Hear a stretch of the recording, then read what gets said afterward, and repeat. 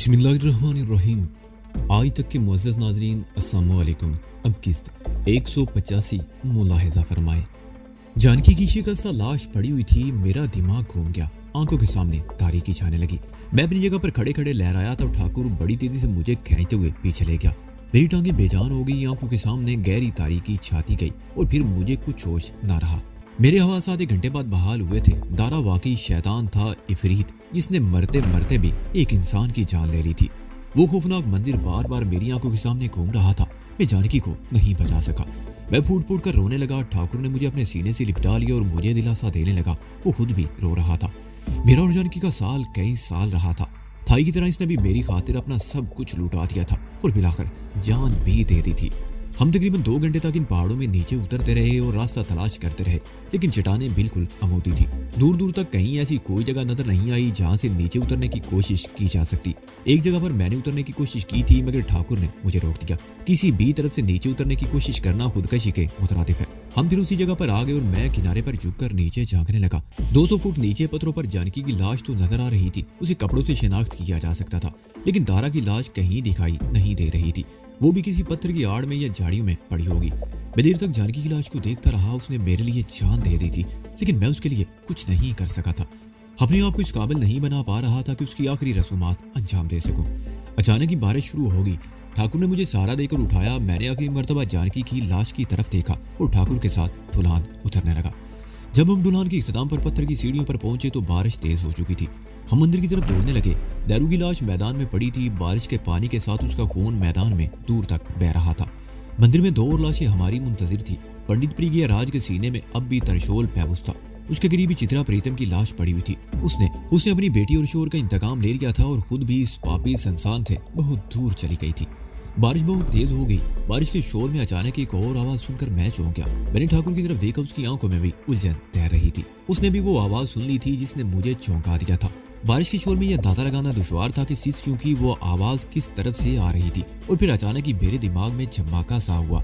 मुझे वो खूबसूरत लड़की याद आ गई जिसे हमने दारा वगैरह के साथ इस मंदिर में देखा था। मैंने एक बार फिर ठाकुर की तरफ देखा। ठाकुर चलने में मेरी तरफ देखता रहा, फिर इधर उधर देखते हुए ऊंची आवाज में बोला, ए कहाँ हो तुम? सामने आ जाओ, हम तुम्हें कुछ नहीं कहेंगे। ठाकुर कुछ देर मुतजस्सिस निगाहों से इधर उधर देखता रहा, फिर दीवार के करीब उस चबूतरे की तरफ बढ़ने लगा जिस पर मूर्ति का टूटा हुआ पत्थर पड़ा हुआ था। ठाकुर घूमकर उस चबूतरे की दूसरी तरफ चला गया। वो झुककर मेरी निगाहों से ओझल हो गया और जब वापस आया तो वो लड़की उसके साथ थी। ठाकुर ने उसका बाजू पकड़ रखा था। वो बेहद हसीन लड़की थी, लेकिन खौफ से उसका चेहरा मुरझा गया था। आंखें सुर्ख थी, जिससे अंदाजा होता था कि वो देर से रो रही थी। हमने मंदिर के अंदर दाखिल होने के थोड़ी देर बाद उसे बालकनी में दारा के साथ देखा था और फिर ये उनके साथ नीचे भी आई थी। और जब लड़ाई शुरू हुई थी तो मैंने इसे नजरअंदाज कर दिया था और वो भी शायद डर कर उस चबूतरे के पीछे छुप गई थी और आखिर वक्त तक नजर नहीं आई थी। हमारे जाने के बाद उसने शायद ये लाशें देखी थी और खौफजदा होकर फिर चबूतरे के पीछे बैठकर रोने लगी थी। आखिर उसकी सिसकियां ना सुनाई देती तो शायद अब भी हमें उसका ख्याल ना आता। वो सर्दी और खौफ से होले होले कांप रही थी। ठाकुर से लेकर सतून की दूसरी तरफ बैठ गया ताकि लाशों पर उसकी नजर ना पड़ सके। मैं भी उनके करीब पहुंच गया। ठाकुर उसे तसल्लियां दे रहा था कि हमसे उसे डरने की कोई जरूरत नहीं, हम उसे कोई नुकसान नहीं पहुंचाएंगे। तकरीबन आधे घंटे बाद वो लड़की अपनी हिजानी कैफियत पर काबू पा सकी। हमने उसे वहीं सतून के करीब बैठे छोड़ दिया और चित्रा प्रीतम की लाश उठाकर एक कमरे में फर्श पर डाल दी और दरवाजा बंद कर दिया। यहाँ ना तो लकड़ियां थी और ना हमारे पास माचिस की उसकी चीता तैयार करके आखिरी रस्म अदा की जाती। हमने उसकी लाश कमरे में डाल दी थी ताकि वो जानवरों की खुराक बनने से बची रहे। हम उस लड़की को लेकर मंदिर से बाहर आ गए। बारिश अब भी हो रही थी। हम दरवाजे की मेहराब में खड़े रहे। उस लड़की को सर्दी लग रही थी। वो दीवार के साथ टेक लगाकर बैठ गई। ठाकुर बरसती हुई बारिश को देख रहा था और मैं उस लड़की से बातें करने लगा। उसने बताया कि ऊपर की 2 मंजिलों पर कई कमरे हैं और वो लोग पहली मंजिल के 2 कमरों में ठहरे हुए थे। उन लोगों ने हमें एक कमरे की खिड़की से देख लिया था और हमारा सामना करने के लिए तैयार हो गए थे। मेरे अंदाजे के मुताबिक इस वक्त 3 बज रहे थे। मजीद आधे घंटे बाद बारिश बंद हो गई। हमने कुछ और इंतजार की और बिलाकर वापसी के लिए रवाना हो गए। हम मैदान से गुजरकर उस रास्ते की तरफ जा रहे थे जहां से आए थे, लेकिन लड़की ने हमें उस तरफ जाने से रोक दिया। हम लोग इस तरफ से आए थे, ये बहुत आसान रास्ता है। उसने एक तरफ इशारा किया। मैंने रास्ते के बारे में उससे 1-2 सवाल किए, फिर उसे इशारा करते हुए हम उसके पीछे पीछे चलने लगे। ये रास्ता काफी कुशादा था। कई जगहों पर अगरचे तंग और खतरनाक मोड़ थे, लेकिन हमें ज्यादा दुश्वारी पेश नहीं आई। 1-2 मुकामात पर हमें चट्टानों पर भी चढ़ना पड़ा। ये रास्ता अगरचे तवील भी था, लेकिन मजमूई तौर पर ये उस रास्ते से कहीं बेहतर था जहाँ से हम मंदिर की तरफ गए थे। मेरा ख्याल था कि मंदिर की तरफ जाते हुए हम गलत रास्ते पर मुड़ गए थे, जिससे न सिर्फ हमें खासी दुश्वारियां पेश आई थी बल्कि वक्त भी बहुत लगा था। ये रास्ता तवील होने के बावजूद हम 3 घंटे में पहाड़ के दामन में पहुंच गए थे। दिन का उजाला शाम के अंधियारे की आगोश में समट रहा था। नशेब में बिखरे हुए शहर की बत्तियां जगमगा रही थी। आसमान पर अब भी गहरे बादल थे और किसी भी लम्हे मजीद बारिश हो सकती थी। इस लड़की का नाम विगावती था। मैं रास्ते में उससे बातें करते हुए आया था। लगता है तुम्हारा ताल्लुक किसी अच्छे घराने से है, लेकिन तुम इस शैतान के हाथ कैसे लग गई? मैंने पूछा। मैं मथुरा की रहने वाली हूँ, विगावती ने जवाब दिया। हम ब्राह्मण खानदान से हैं। मेरे पिताजी भी पंडित है। उनकी बहुत मानी जाती है। लोग उनका बहुत एहतराम करते हैं। मुझे भी धर्म से बहुत लगाव था। मैं भी गोपी बनकर धर्म की सेवा करना चाहती थी। पिताजी ने मेरी हौसला अफजाई की और मैं मंदिर ही में रहने लगी। चंद रोज पहले पंडित सिंह हमारे मंदिर में आया। इसकी एक टांग मफलूज हो रही थी। उस वक्त पिताजी भी मंदिर ही में मौजूद थे। सैलानी पंडित और पुजारी मंदिर में आते रहते थे, लेकिन पिताजी ने कभी ऐसे लोगों को मंदिर में ठहरने की इजाजत नहीं दी थी। ऐसे लोगों के लिए एक अलग आश्रम बनाया गया था। उन्हें वहीं भेज दिया जाता था। लेकिन पंडित सिंह ने न जाने कैसे पिताजी को राम कर लिया और उसे मंदिर ही में ना सिर्फ रहने की इजाजत दी, बल्कि उसकी टांग के इलाज के लिए डॉक्टर का भी बंदोबस्त कर दिया। यूं तो मंदिर के तमाम पुजारियों को हुक्म दिया गया था कि पंडित सिंह की देखभाल करें, लेकिन 2 गोपियों को खास तौर पर उसकी सेवा के लिए मुकर्रर कर दिया गया। उनमें एक सावित्री थी और दूसरी मैं। चांदी रोज में मुझे पता चल गया कि पिताजी पंडित सिंह से इतना ज्यादा मुतासर क्यों थे। पंडित सिंह ने पिताजी को बताया कि जयपुर में एक मुसलमान ने हिंदू राजकुमारी को अपनी रखेल बना रखा था। इस बात पर जयपुर में हंगामे भी हुए थे। पिताजी भी उन हंगामों से वाकिफ थे। पंडित सिंह ने पिताजी को बताया कि वो एक ऐसा मंसूबा बना रहा है कि आइंदा कई मुसलमानों को किसी हिंदू नारी की तरफ आंख उठाकर देखने की जुर्रात ना हो। उसने पिताजी को यह भी बताया कि उसकी टांग उसी मुसलमान ने तोड़ी थी। पिताजी को मुसलमानों से शदीद नफरत है। उनका बस नहीं चलता कि हिंदुस्तान से मुसलमानों के वजूद को मिटा दें। पंडित सिंह उनका हम ख्याल था और यही वजह थी कि पिताजी उसे बहुत पसंद करने लगे थे। पंडित सिंह की टांग ठीक हो गई। वो बैसाखी के सहारे चलने लगा। डॉक्टर ने बताया कि चंद महीनों बाद वो बैसाखी के बगैर भी चलने लगेगा। पिताजी पंडित सिंह की शराफत के भी कायल हो गए। मेरे और सावित्री के अलावा और भी कई गोपियां उसकी खिदमत पर मामूर थी, लेकिन पंडित सिंह ने कभी आंख उठाकर भी उनकी तरफ नहीं देखा था। पंडित सिंह ने हरिद्वार आने का प्रोग्राम बनाया तो मैं भी तैयार हो गई। गंगोत्री यात्रा मेरी जिंदगी की सबसे बड़ी ख्वाहिश थी। पिताजी ने कोई एतराज नहीं किया। उन्हें इत्मीनान था कि मैं पंडित सिंह के साथ जा रही हूँ, जो मुझे पुत्री कहा करता था। लेकिन विगावती खामोश हो गई। मैं उसके साथ खामोशी से चलता रहा। तकरीबन 1 मिनट बाद उसने दोबारा कहना शुरू किया, लेकिन गंगोत्री पहुंचकर पंडित सिंह की असलियत आश्कारा हो गई। उस रात पंडित सिंह और पंडित प्रिया राज तय खाने वाले कमरे में बैठे दारू पी रहे थे। उन्होंने दूसरे सेवकों को बाहर भेज दिया। मैं पंडित सिंह के पैर दबा रही थी। उसकी ये सेवा मैं पहले भी किया करती थी, लेकिन उस रात उसने मेरा हाथ पकड़कर मुझे अपने ऊपर गिरा लिया। पहले तो मैंने कोई एतराज या एहतजाज नहीं किया, लेकिन जब उसकी दस्तराजी बढ़ने लगी तो मैंने मुजाहमत शुरू कर दी। मेरा ख्याल था कि पंडित प्रिया राज उसे रोकेगा, लेकिन वो भी मेरे साथ दस्तराजी करने लगा तो मैं बदहवास हो गई। मैंने अपने आप को छुड़ाकर उस कमरे से भागने की कोशिश की, मगर पंडित सिंह ने मुझे दबोच लिया। मैं चीखती रही, मगर मंदिर के तय खाने में मेरी चीखें सुनने वाला कौन था? और उस रात ये इंकशाफ भी हुआ कि पंडित सिंह हिंदू नहीं मुसलमान था। उसने अपने किसी दुश्मन से बचने के लिए ये सवांग भरा हुआ था और प्रिया राज जैसे धर्म के गद्दार उसका साथ देते रहे थे। और फिर मुझे पता चल गया कि पंडित सिंह दरअसल कौन है। उनकी बातों से पता चला कि उसका दुश्मन भी खारी दीवार पहुंच गया है। और फिर एक रात वो एक आदमी को पकड़ लाए, जिससे कुछ पूछने के लिए बेपनाह तशद्दुद किया गया। और जब वो खत्म हो गया तो उसकी लाश मंदिर से दूर फेंकवा दी गई। अगले रोज उनके 2 आदमी मारे गए। उन्हें जलाकर भस्म कर दिया गया। पंडित सिंह बुरी तरह खौफजदा हो गए और फिर पंडित प्रिया राज ही उसे यहाँ लेकर आया था। उसका ख्याल था कि यहाँ उनका सुराग नहीं लगाया जा सकेगा। चंद रोज बाद पंडित सिंह का दुश्मन भी मायूस होकर हरिद्वार से चला जाएगा तो वो गंगोत्री वापस आ जाएंगे, लेकिन शायद उनकी मौत ही उन्हें घेर कर इस वैरान मंदिर में ले आई थी। वो खामोश होकर गहरे गहरे सांस लेने लगी। हम बातें करते हुए शहर के नवाब में पहुंच गए। हमारी हालत ऐसी नहीं थी कि बाजार का रुख कर सकते, इसलिए आबादी से दूर रहकर चलते रहे। ठाकुर खामोशी से हमारे साथ चलते हुए हमारी बातें सुनता रहा, लेकिन जब हम एक सड़क पर पहुंचे तो वो रुक गया और विगावती की तरफ देखते हुए बोला, अब तुम कहाँ जाना चाहती हो? मेरी समझ में नहीं आ रहा कि कहाँ जाऊं, विगावती ने जवाब दिया। मैं इस मंदिर में नहीं जाना चाहती जहाँ धर्म की सेवा की आड़ में मेरी इज्जत लूटी गई थी। सब कुछ छीन जाने के बाद मैं अपने घर भी नहीं जाना चाहती। क्या मुंह दिखाऊंगी अपनों को? ठीक है, हमारे साथ चलो जयपुर, ठाकुर ने कहा। विगावती ने चौंक कर उसकी तरफ देखा और कुछ कहने की बजाय खामोशी से हमारे साथ चलती रही। उसके दिल में यकीनन अंदेशे और वसवसे होंगे, लेकिन काठी में रूपमती और बिमला को देखकर उसके चेहरे पर तमानी सी आ गई। रूपमती और बिमला को जब चित्रा और जानकी के बारे में पता चला तो वो मुझ से लिपट कर फूट फूट कर रोने लगी। वो मेरे और जानकी के लगाव के बारे में जानती थी। मेरे जब्त के बंधन भी टूट गए और मैं भी फूट फूट कर रोने लगा। मेरी वो रात बड़ी अजियत में गुजरी। मैंने अगरचे अपने माँ बाप के कत्ल का बदला ले लिया था, लेकिन उसके लिए कितना तवील फासला तय करना पड़ा था ये कुछ मैं ही जानता था। कितनी लाशों पर से गुजरना पड़ा था, खून की कितनी नदियां पार की थी मैंने यहाँ तक पहुंचने के लिए। मैंने अपना सब कुछ खो दिया था। मुझे बड़े अच्छे दोस्त और हमदर्द मिले थे, वो भी एक एक करके मुझसे छीनते गए। जानकी को मुझसे कितना लगाव था, वो हमेशा मेरे साथ रही थी। उसने कभी भी मुझे अकेले बाहर नहीं जाने दिया था और अब मुझे अकेला छोड़कर हमेशा के लिए चली गई थी। रात भर मेरा ज़हन इन्हीं ख्यालात में उलझा रहा। उस रात किसी ने खाना भी नहीं खाया, किसी का दिल ही नहीं चाहा था। सुबह 6 बजे रूपमती ने चाय बनाई। इस वक्त भी हम जानकी ही के बारे में बातें करते रहे। रात भर जागने से मेरी आंखों में शदीद जलन होने लगी थी। मैं इस वक्त इन लोगों से अलग थलग बैठा हुआ था। विगावती सबकी बातें सुनती और सबके चेहरे देखती रही। इस वक्त उठकर मेरे करीब आ गई। जानकी कौन थी? उसने मेरी तरफ देखते हुए मदम लहजे में पूछा। और वो जो पंडित प्रिज्ञाराज के हाथों, वो चित्रा प्रीतम थी। मैंने उसकी बात काट दी। वो कई महीने पहले अपने शोहर और जवान बेटी के साथ यात्रा के लिए यहाँ आई थी। पंडित प्रिज्ञाराज और उसके 2 चेलों ने उसकी बेटी की इज्जत को तार तार कर दिया था। बाप ने बचाने की कोशिश की तो उसे भी मौत के घाट उतार दिया गया।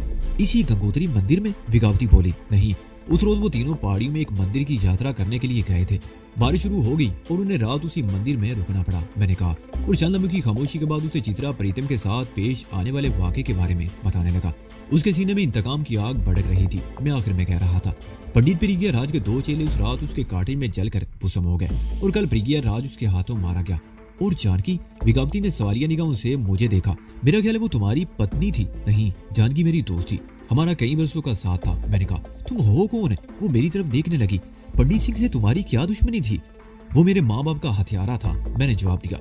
जैसा कि तुम जान चुकी हो, वो हिंदू नहीं मुसलमान था।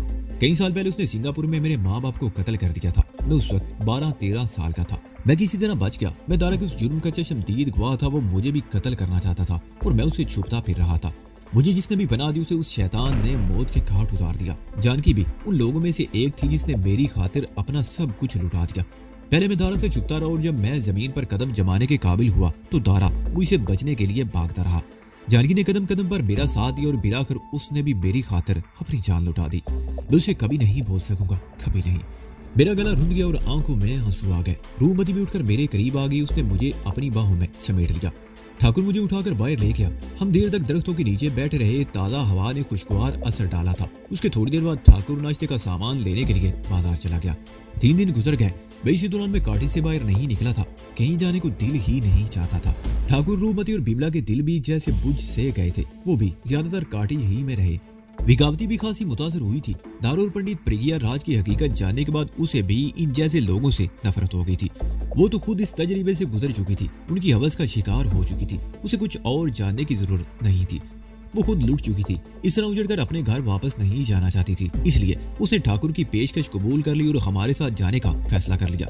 उससे अगले रोज मैंने भी अपने इन दोस्तों से रुखसत होने का फैसला कर लिया। और इस वक्त मेरी बात सुनकर सब ही चौंक गए। राजकुमारी रूपमती जी, मैंने उसकी तरफ देखते हुए कहा, मैं तुम्हारा जरखरीद गुलाम हूँ। मैं तुम्हारी कोई सेवा नहीं कर सका, ना ही वो कीमत अदा कर सकता हूँ। लेकिन तुम्हारी इजाजत के बगैर मैं ऐसा कोई कदम नहीं उठाना चाहता जिस पर मेरा जमीर मुझे मुलामत करता रहे। इसलिए मेरी ख्वाहिश है कि तुम मुझे आजाद कर दो। जिंदगी रही और किस्मत ने साथ दिया तो अपनी कीमत चुकाने की कोशिश करूंगा। हिम्मत सिंह। रूपमती के चेहरे का रंग एकदम मुतगय्यर हो गया और फिर वो वालियाना अंदाज में मुझसे लिपट गई। मेरी पेशानी और गालों पर वो उसे देती रही। फिर मेरा चेहरा दोनों हाथों में थाम कर मेरी आंखों में झांकते हुए बोली, ये तुम क्या कह रहे हो वजदान? मैंने तुम्हें कीमत देकर खरीदा जरूर था, लेकिन तुमने मेरे लिए जो कुछ किया, मैं तो खुद तुम्हारी दासी बन गई हूँ। अगर तुम मेरी जिंदगी में ना आते तो आज शायद मैं किसी कोठे पर बैठी अपने मुकद्दर को कोस रही होती। मगर तुम मेरे जीवन के रास्ते ही बदल दिए। मुझे गुनाह की दलदल से निकालकर इस मुकाम पर ला खड़ा किया जिसका मैं तसव्वुर भी नहीं कर सकती। तुम बहुत महान हो हिम्मत सिंह। मैं तुम्हारे एहसानों का बदला कभी नहीं चुका सकूंगी। लेकिन वो खामोश होकर मेरी तरफ देखती रही। फिर बोली, लेकिन ये तुम क्या कह रहे हो? क्या तुम हमें छोड़कर जाना चाहते हो? लेकिन ये कैसे हो सकता है? हम तुम्हें नहीं जाने देंगे। मुझे जाना ही होगा रूपमती जी, मैंने कहा। तुम्हारा मिशन पूरा हो गया है, रूपमती ने कहा। तुमने कसम खाई थी कि जब तक अपने माता पिता वालिदैन के हथियारों कातलों को मौत की घाट नहीं उतारोगे, चैन से नहीं बैठोगे। तुम्हारे सारे दुश्मन तो नरक में पहुंच चुके हैं। अब तुम्हारे लिए ऐसा कोई काम नहीं रहा। तुमने बहुत कष्ट उठाए हैं। अब कुछ अर्सा हमारे साथ रहकर आराम करो और फिर कोई बिजनेस शुरू कर दो। ठाकुर अपना होटल तुम्हारे हवाले करना चाहता है। नहीं रूपमती, मैंने जवाब दिया। तुम लोगों के तो पहले ही मुझ पर इतने एहसानात हैं कि मैं गर्दन तक नहीं उठा सकता। और फिर मेरा मिशन अभी मुकम्मल नहीं हुआ। मेरे दिल में एक कांटा बाकी रह गया है। मैं उसे भी निकाल डालना चाहता हूँ। क्या मतलब? रूपमती ने मुझे घूरा। दारा ये असल आदमी था जिसे तुमने मौत के घाट उतार दिया है। अब कौन सा कांटा रह गया है? दारा तो जीवन की बिसात पर एक मोहरा था जिसके हाथों मेरे माँ बाप कत्ल हो गए, मैंने जवाब दिया। उन मोरों को हरकत देने वाला असल शैतान तो अभी बाकी है। वो कौन है? रूपमती ने पूछा। जिसने मेरे माँ बाप को उनकी जमीनों और घर से बेदखल करके उन्हें जिंदा जला डालने की कोशिश की थी और उन्हें अपना वतन छोड़ना पड़ा। मैंने जवाब दिया, मैं उस वक्त चंद रोज का था। मेरी माँ मुझे सीने से लिपटाए जान बचाने के लिए भागी फिर रही थी। उन्हें कहीं पनाह नहीं मिल रही थी और मिलाकर उन्हें वो शहर तो क्या वो मुल्क ही छोड़ देना पड़ा। बहुत पुराना हिसाब है जिसे मैं बेबाक करना चाहता हूँ। देखो वजदान, रूपमती ने मेरे चेहरे पर नजरें जमाते हुए कहा, दारा ने तुम्हारे माता पिता की हत्या की थी, तुमने उसे खत्म करके बदला चुका दिया। मेरा ख्याल इस मामले को अब यहीं खत्म कर दो। गड़े मुर्दे उखाड़ने का क्या फायदा है? तुम हमारे साथ जयपुर चलो और सब कुछ भूल कर एक नई जिंदगी शुरू करने की कोशिश करो। ठाकुर भी मुझे समझाने की कोशिश करता रहा। उसने मुझे रोकने के लिए ये पेशकश भी कर दी कि होटल के अलावा टीले वाली हवेली भी मुझे देने को तैयार है।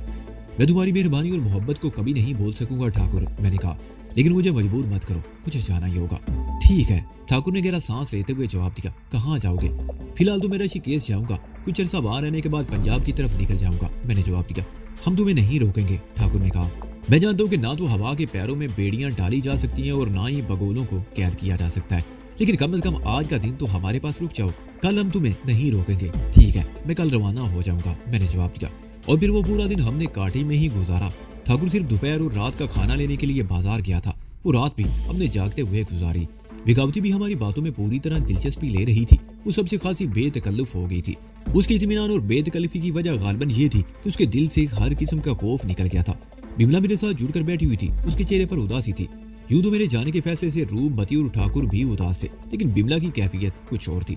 उसने एक मरतबा खुलकर अपनी मोहब्बत का इजहार भी कर दिया था, लेकिन मैंने हर मरतबा उसके बढ़ते हुए कदम रोक लिए थे। मैं जानता था कि मोहब्बत के सैलाब के आगे बंद बांधना मुमकिन नहीं होता, लेकिन मैं बिमला को हर वक्त यही समझाने की कोशिश करता रहा था कि वो जिस रास्ते पर चलने की कोशिश कर रही है उसकी कोई मंजिल नहीं है। मेरी बातों का बिमला पर असर हुआ था या नहीं, मैं इस सिलसिले में कुछ नहीं कह सकता था, लेकिन मैं जानता था कि मेरे जाने के बाद वो परेशान जरूर होगी। हम रात पर जागते रहे और बातें करते रहे। सुबह नाश्ते के बाद हम लारी अड्डे पर आ गए। इस वक्त 8 बजे थे। ऋषिकेश की एक बस जा चुकी थी और दूसरी 9 बजे जाने वाली थी। मैंने टिकट ले लिया और हम एक बेंच पर बैठकर बातें करने लगे। मैंने अपना बैग गोद में रख लिया। ठाकुर ने मुझे अच्छी खासी रकम दे दी थी जो कई रोज तक मेरे काम आ सकती थी। ऋषिकेश जाने वाले बहुत से मुसाफिर लारी अड्डे पर मौजूद थे। उनमें ज्यादा तादाद गैर मुल्की सियाहों की थी। उनमें मर्द भी थे और औरतें भी। ऋषिकेश योगा का बहुत बड़ा मरकज था। दुनिया भर से लोग योगा सीखने के लिए यहाँ आते थे। योगा सिर्फ वर्जिश ही नहीं, ये तो समंदर की तरह बहुत गहरा और पुरस्रार इल्म था, और इस पुरस्रार इल्म को सीखने की जुस्तजू लोगों को दुनिया के दूर दराज कोनों से यहाँ खींच लाती थी। बस की रवानगी में चंद मिनट रह गए। लोग अपनी अपनी सीटों पर बैठ गए। मैं भी अपने दोस्तों से रुखसत होने लगा। उन सब ने बड़ी गर्मजोशी से मुझे सीने से लगाकर पींचा। सबकी आंखें भीगी हुई थी। बिमला जब्त नहीं कर सकी और आंसू आंखों से निकलकर उसके रुखसारों पर बह निकले। उनसे रुखसत होकर मैं बस में आ गया। मेरी सीट खिड़की के साथ थी। मेरे साथ 2 गैर मुल्की आकर बैठ गए। उनमें एक जवान और खूबसूरत लड़की थी और दूसरा अधेड़ उम्र मर्द। उनका ताल्लुक यूरोप के किसी मुल्क से था। बस में उनके और साथी भी थे जो दूसरी सीटों पर बैठे हुए थे। बस हरकत में आई तो मैं ठाकुर वगैरह की तरफ देखकर हाथ हिलाने लगा। वो सब भी हाथ हिला रहे थे। बस आगे निकल गई। मैं अपनी सीट पर सीधा होकर बैठ गया। तकरीबन 15 मिनट बाद बस हरिद्वार शहर की हुदूद से निकलकर ऋषिकेश की तरफ जाने वाली सड़क पर दौड़ने लगी। सड़क के दोनों तरफ पहाड़ियां सब्जे से लदी हुई थी। ढलानों पर रंग बिरंगे फूलों की गोया चादरें सी बिछी हुई थी। मैंने थाईलैंड में चियांग राय और चियांग सीन के पहाड़ी इलाकों में भी सफर किया था। इसी तरह सब्जे से ढके हुए पहाड़, बहती हुई वादियां और गुनगुनाती हुई नदियां। लेकिन मुझे इतराफ करना पड़ा कि हिमालय की तराइयों में वाकई ये खित्ता उससे कहीं ज्यादा हसीन था। ऋषिकेश हरिद्वार से अगरचे सिर्फ 24 किलोमीटर के फासले पर था, लेकिन बल खाता हुआ ये रास्ता बहुत खतरनाक था। कई बुलंदियां थी, कई पस्तियां और कई नहायत खतरनाक मोड़। ड्राइवर की मामूली सी गफलत बस के मुसाफिरों को मौत के मुंह में पहुंचा सकती थी। 24 किलोमीटर का फासला 1.5 घंटे में तय हुआ। ये शहर भी पहाड़ियों पर बिखरा हुआ था। जगह जगह मंदिर दिखाई दे रहे थे पहाड़ियों पर, और उनके दामन में बने हुए मकान बहुत भले लग रहे थे। ऋषिकेश का लारी अड्डा ज्यादा बड़ा नहीं था। एक छोटा सा मैदान था और उसके एतराव में बिखरी हुई छोटी छोटी इमारतें। ज्यादातर इमारतें लकड़ी के तख्तों से तामीर की गई थी। मैं बस से उतरकर एक रेस्टोरेंट में बैठ गया। चाय पीते हुए मैं सोच रहा था कि सबसे पहले मुझे गौतम घोष को तलाश करना है। ये वही योगी था जिसके बारे में मुझे चित्रा प्रीतम ने बताया था। आधे घंटे तक मैं रेस्टोरेंट में बैठा रहा और फिर उठकर काउंटर पर पैसे देते हुए मैंने गौतम घोष के बारे में दरियाफ्त किया तो उस शख्स ने कंधे उचका दिए। यहाँ तुम्हें कदम कदम पर योगी मिलेंगे, किसी एक शख्स के बारे में सब लोग नहीं जानते। उस शख्स ने कहा, वैसे मैं तुम्हें मशवरा दूंगा कि तुम इधर उधर घूमने की बजाय भूतनाथ आश्रम चले जाओ। वहाँ धीरोमल को पूछ लेना, वो गाइड है और बहुत से योगियों को जानता है। हो सकता है तुम्हें गौतम बुद्ध के बारे में बता दे। गौतम बुद्ध नहीं, गौतम घोष। मैंने नाम की तस्हीह की। वही उस शख्स ने कहा।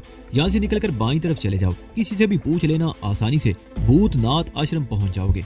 मैं रेस्टोरेंट से निकलकर बाईं तरफ चल पड़ा। हरी दीवार के मुकाबले में ज्यादा बुलंदी पर होने की वजह से यहाँ उनकी भी ज्यादा थी। मैं बैग कंधे पर लटकाए एक तरफ चलता रहा। इस छोटे से शहर में मुझे कई कौमियतों के लोग नजर आए, सिख, मुसलमान, हिंदू, ईसाई। बहुत से गैर मुल्की भी थे। कई ऐसे गैर मुल्की भी नजर आए जो मेरी तरह बैग कंधों पर लटकाए किसी न किसी जगह तलाश में इधर उधर घूम रहे थे। योगा का मरकज होने के अलावा ऋषिकेश को मंदिरों और आश्रम सराओं का शहर कहा जाए तो गलत ना होगा। यहाँ कदम कदम पर मंदिर थे और आश्रम थे। दादादाद छोटे छोटे रिहायशी होटल और प्राइवेट गेस्ट हाउसेज भी थे। मुझे कई जगह होटलों और गेस्ट हाउसेज के एजेंटों ने रोका, लेकिन रिहाइश के लिए किसी ठिकाने का बंदोबस्त करने से पहले मैं योगी गौतम बुद्ध को तलाश कर लेना चाहता था।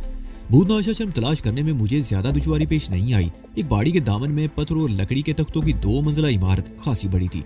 नीचे 4 फुट तक पत्थरों की दीवार सी बनी हुई थी और ऊपर सारा काम लकड़ी का था। उसके पहलू में एक मंदिर भी था। भूतनाथ दरअसल इस मंदिर ही का नाम था और ये आश्रम भी उसी के नाम से मंसूब था।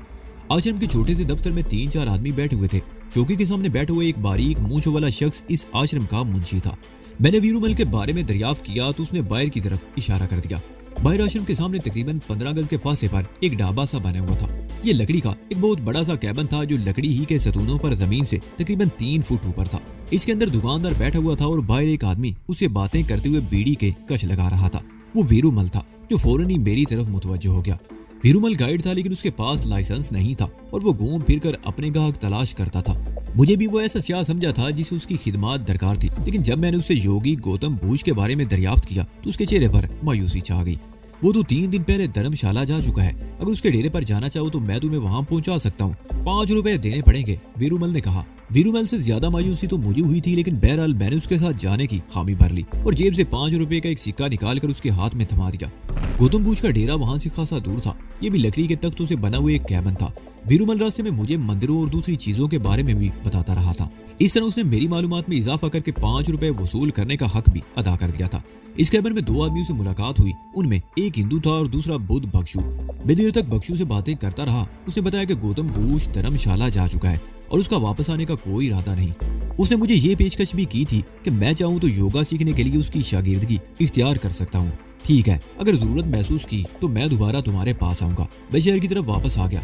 लारी अड्डे पर पहुंचकर धर्मशाला की बस के बारे में मालूम किया तो पता चला कि यहाँ से कोई बस सीधी धर्मशाला नहीं जाती।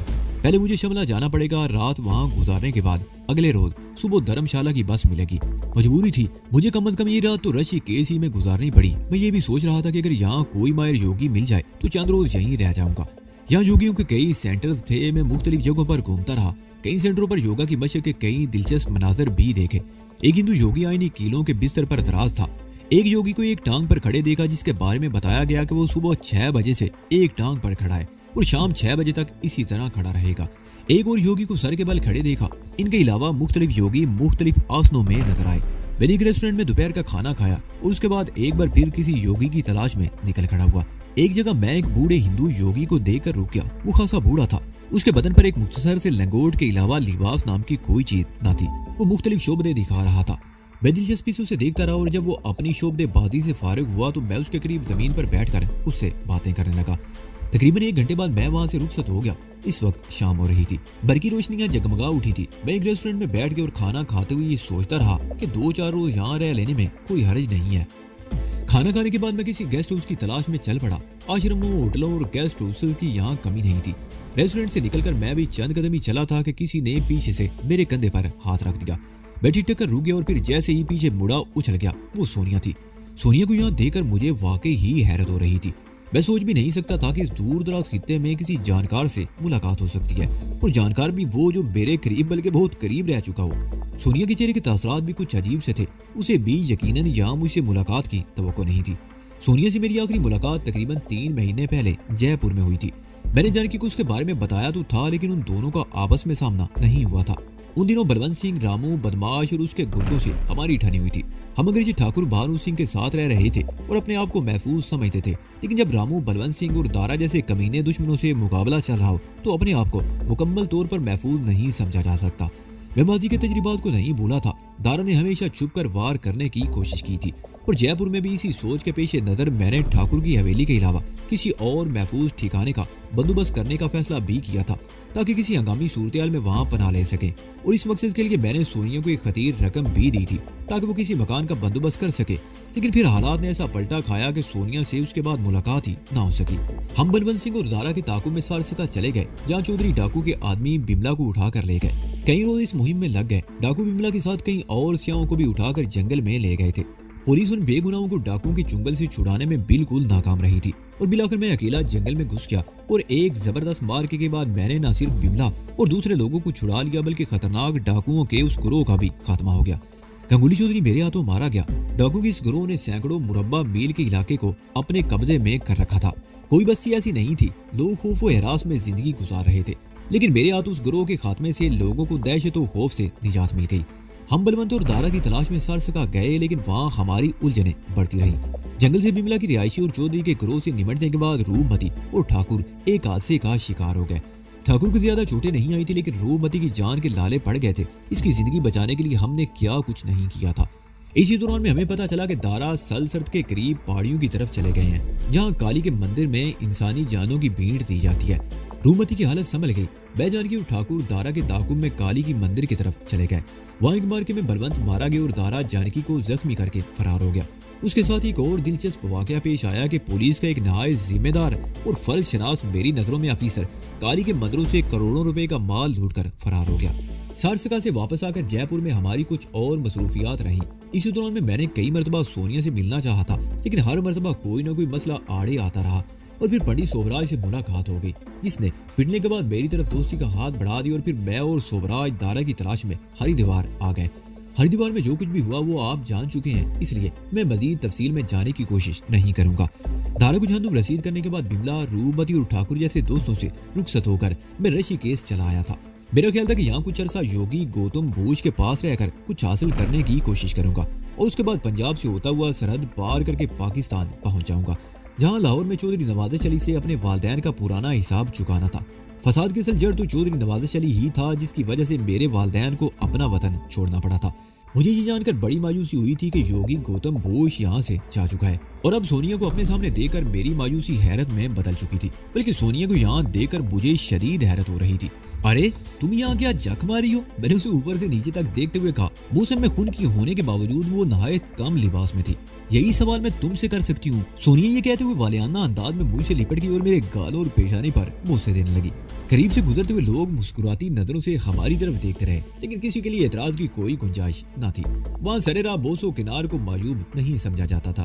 तुम यहाँ क्या कर रहे हो और जानकी कहाँ है? उसने मुझसे अलग होकर और मुतजस्सिस निगाहों से इधर उधर देखते हुए कहा। जानकी नाम पर मेरे दिल पर गुंसा सा लगा। सोनिया ने मेरे चेहरे से मेरी कैफियत को भांप लिया। क्या बात है? जानकी का नाम सुनकर तुम खामोश क्यों हो गए? वो ठीक तो है ना? वो बोली। जानकी मुझे छोड़कर चली जा चुकी है, बहुत दूर, जहाँ से वापसी नामुमकिन है। मेरे लहजे में भी अफसुर्दगी नुमाया थी। ओह, क्या हुआ उसे? सोनिया भी एकदम अफसुर्दा हो गई। आओ कहीं बैठकर बात करते हैं, मैंने जवाब दिया और इधर उधर देखने लगा। हम उसी रेस्टोरेंट में आ गए जहाँ कुछ देर पहले मैं खाना खाकर निकला था। मैंने काफी मंगवाई और काफी की चुस्कियों के दौरान में उसे बीते हुए वाकयात और जानकी के बारे में बताने लगा। सोनिया से भी जानकी का तवील साथ रहा था। जानकी की मौत का सुनकर वो भी रंजीदा हो गई। तुम्हें यहाँ देखकर मुझे वाकई हैरत है, मैंने मौजू बदलते हुए कहा। तुम यहाँ क्या कर रही हो? किसी के साथ आई हो? यहाँ अपनी बास के साथ आई हूँ, सोनिया ने जवाब दिया। बहुत अरसे से बीमार है, इलाज करवाने के बावजूद कोई आफाका नहीं हुआ। किसी ने बताया कि योगा की वर्जिशों से ये बीमारियां रफ्ता रफ्ता दूर हो सकती हैं।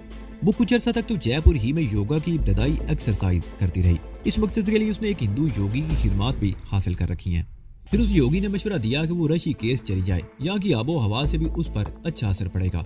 हिंदू योगी ने यहाँ अपने गुरु का पता बता दिया था। हम तकरीबन एक हफ्ते से यहाँ आए और तुम? उसने खामोश होकर सवालिया नजरों से मेरी तरफ देखा। मेरा ख्याल है तुम कुछ देर पहले यहाँ आए हो, शायद आखिरी बस से जो 5 बजे के करीब यहाँ पहुंची है। मैं सुबह 11 बजे के करीब यहाँ आया था, मैंने जवाब दिया। यहाँ राइश का बंदोबस्त करने से पहले मैं एक योगी को तलाश करना चाहता था, जिसके बारे में पता चला है कि वो धर्मशाला जा चुका है। अब मुझे राइश के लिए किसी जगह की तलाश थी। अब तुम्हें कोई जगह तलाश करनी नहीं पड़ेगी, सोनिया ने मुस्कुराते हुए कहा। मैं अपनी बास के साथ एक कॉटेज में ठहरी हुई हूँ। काठी काफी कुशादा है और मेरा ख्याल है तुम्हारे वहाँ आ जाने से शुभा देवी को कोई एतराज नहीं होगा। मैंने उसे तुम्हारा गायबाना तारुफ करा रखा है, वो तुमसे मिलकर बहुत खुश होगी। तो फिर चलो, सुबह से ऊंचे नीचे रास्तों पर फिरते हुए थक गया हूँ और कुछ आराम करना चाहता हूँ, मैंने अपना बैग उठाते हुए कहा। हम रेस्टोरेंट से बाहर आ गए। सोनिया जरूरत की कुछ चीजें लेने के लिए आई थी कि मुझसे मुलाकात हो गई। रेस्टोरेंट से निकलने के बाद उसने एक ढाबे से मतलूबा चीजें खरीदी और मैं उसके साथ साथ चलता रहा। वो काठी वहां से तकरीबन 20 मील के फासले पर एक छोटी सी पहाड़ी पर वाक़ था। उस पहाड़ी पर भी चीड़ और चिनार के दरख्तों की बहुतायत थी, बल्कि रास्ते के दोनों तरफ रंग बिरंगे फूलों से लदी हुई खूबसूरत झाड़ियां थी।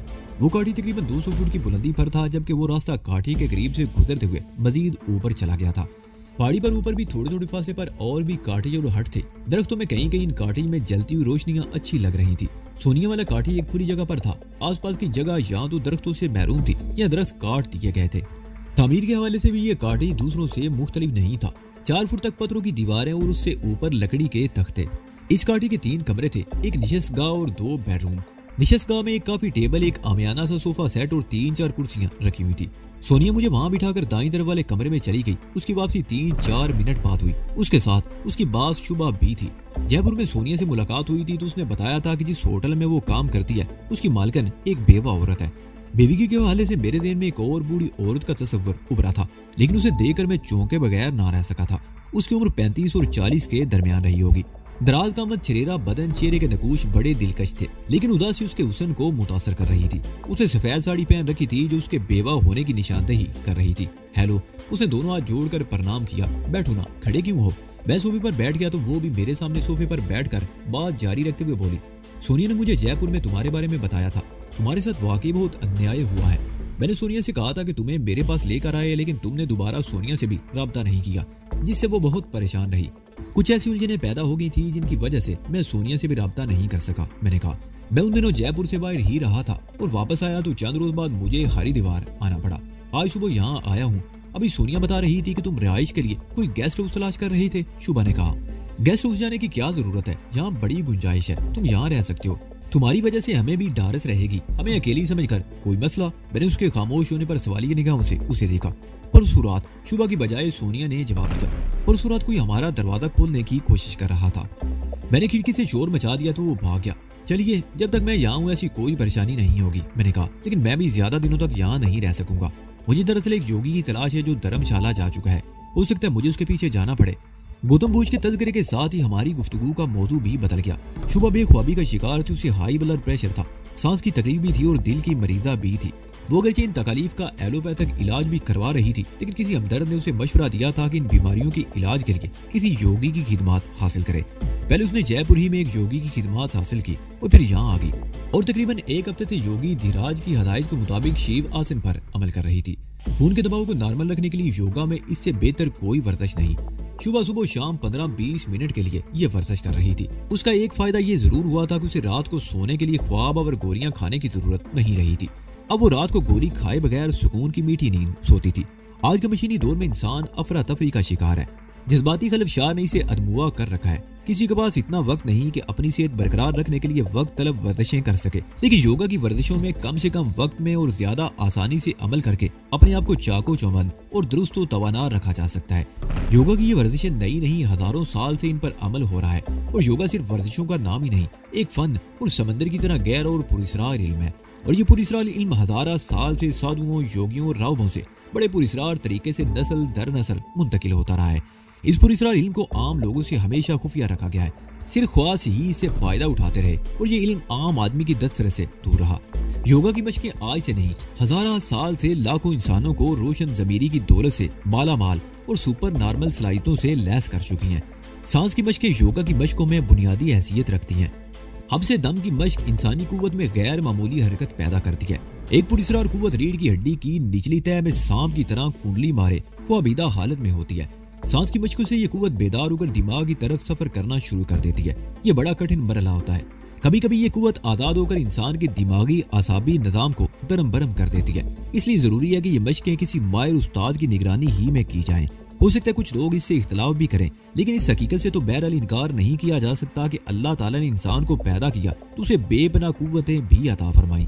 बाज़ कुव्वतें तो ऐसी हैं जिनसे हर कोई वाकिफ है, लेकिन बाज़ कुव्वतों को इंसान से पोशीदा रखा और इंसान को ये कुदरत भी दी कि वो मुख्तलिफ रियाजतों से अपने अंदर पोशीदा इन कुव्वतों को उजागर कर सके। योगा के माहिरीन ने इन्हीं ख्वाबीदा कुव्वतों को बेदार करने के लिए तजर्बात किए और इंसान के अंदर बेशुमार पुरस्रार कुव्वतों का सुराग लगाया और कई किस्म की रियाजतें ईजाद की, जिनके जरिए जिस्म के हर अज़ू को कंट्रोल किया और यहाँ तक कि कमाल हासिल कर लिया कि जब दिल चाहा दिल की हरकत बंद करके एक मुइना मुद्दत के लिए मसनूई मौत तारी कर ली। छठी इसके बाद इंसान में और भी कई हिस्से मौजूद हैं जो बाज़ औक़ात खुद ब खुद और बाज़ औक़ात मशकों से बेदार की जा सकती हैं और फिर फितरत के खिलाफ भी काम किया जा सकता है। अगरचे खिलाफ फितरत इस काम के बाद अजाम बड़े भयानक नताइज सामने आते हैं। शुभा हैरत से मेरी बातें सुन रही थी। मैं खामोश हुआ तो वो सोनिया की तरफ देखते हुए झट से बोल पड़ी, सोनिया, योगी महाराज की कल से छुट्टी कर दो, हम परसों जयपुर वापस जा रहे हैं, तुम्हारा ये दोस्त भी हमारे साथ जाएगा। योगी महाराज की छुट्टी क्यों कर दी जाए दीदी? सोनिया हैरत से बोली। अब मुझे किसी गुरु की जरूरत नहीं, शुभा ने कहा। मैंने तुम्हारे दोस्त वजदान को गुरु मान लिया है। मुझे विश्वास हो गया है कि ये भी बहुत बड़ा धार्मिक योगी है और मेरा ये इलाज कर सकता है। अब मुझे किसी और योगी की जरूरत नहीं रही। नहीं शुभा जी, मैंने हंसते हुए कहा, मैं योगा के बारे में कुछ भी नहीं जानता, मैं तो खुद सीखने के लिए यहाँ आया हूँ। आपको तो माहिर योगी की जरूरत है, आप यहाँ अपनी मशकें जारी रखिए। इस वक्त आप जो मशकें कर रही हैं वो बिल्कुल ठीक है, आपको बदतरी दूसरी मशकें भी कराई जाएंगी और आप ठीक हो जाएंगी। तो ठीक है, जब तक मैं यहाँ हूँ तुम हमारे ही पास रहोगे, शुभा ने कहा। और फिर बातों ही बातों में ये इंकशाफ हुआ कि धीराज नामी जिस योगी से शुभा रहनुमाई हासिल कर रही थी वो 500 रुपए हफ्ता मुआवजा ले रहा था और 1 हफ्ते का मुआवजा एडवांस ले चुका था। वो सिर्फ 2 वक्त मशक करवाता था, 15-20 मिनट सुबह और 15-20 मिनट शाम को। हम देर तक बातें करते रहे। मैंने शुभा से उसके शोर के बारे में पूछा तो उसके चेहरे पर अफसुर्दगी सी छा गई और फिर कुछ देर की खामोशी के बाद वो बताने लगी कि उसका शोर डॉक्टर विजय शर्मा एक हादसे में जाँ भाग हो गया था। ये 5 साल पहले की बात थी। शोर की मौत के बाद उसके रिश्तेदारों ने हमदर्द बनकर राधिका से उसकी जायदाद हथियाने की कोशिश की थी।